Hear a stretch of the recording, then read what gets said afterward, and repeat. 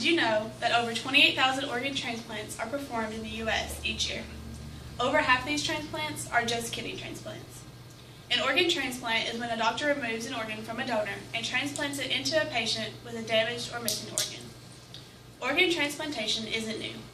The idea of transplanting organs goes all the way back to the ancient Greeks and even older civilizations than that. Until about the mid-20th century, organ transplantation was pretty much impossible. The kidney was the first major organ to be transplanted. Other easier things like the skin were transplanted before that, but the kidney was the first complex organ to be transplanted. You have to have at least one kidney to survive. You're born with two, but you really only need one. This is a picture of your kidneys. They're each about the size of your fist. Your kidneys make urine, help control blood pressure, remove waste and extra fluid from your blood, and help you make red blood cells. In the early 1950s, organ transplantation was only attempted when the only other option for the patient was death.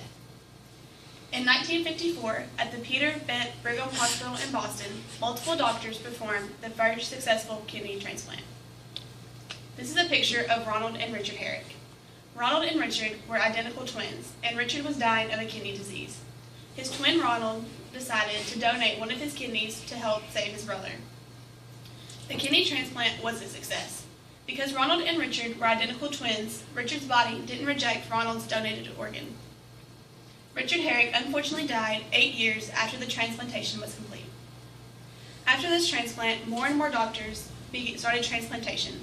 Between 1954 and 1973, there were about 10,000 kidney transplants performed in the U.S., with not a lot of them being successful.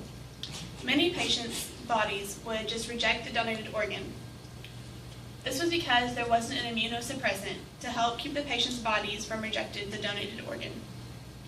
Cyclosporin was the immunosuppressant introduced in the 1980s. This immunosuppressant was a breakthrough in keeping donated organs from being rejected. Cyclosporin opened a new era in organ transplantation. In 1986 alone, almost 9,000 kidney transplants were performed in the United States with a greater than 85% survival rate. So in conclusion, the 1954 successful kidney transplant and the development of the immunosuppressant cyclosporin led to many more transplants, with doctors being able to even transplant hearts. Thank you for listening.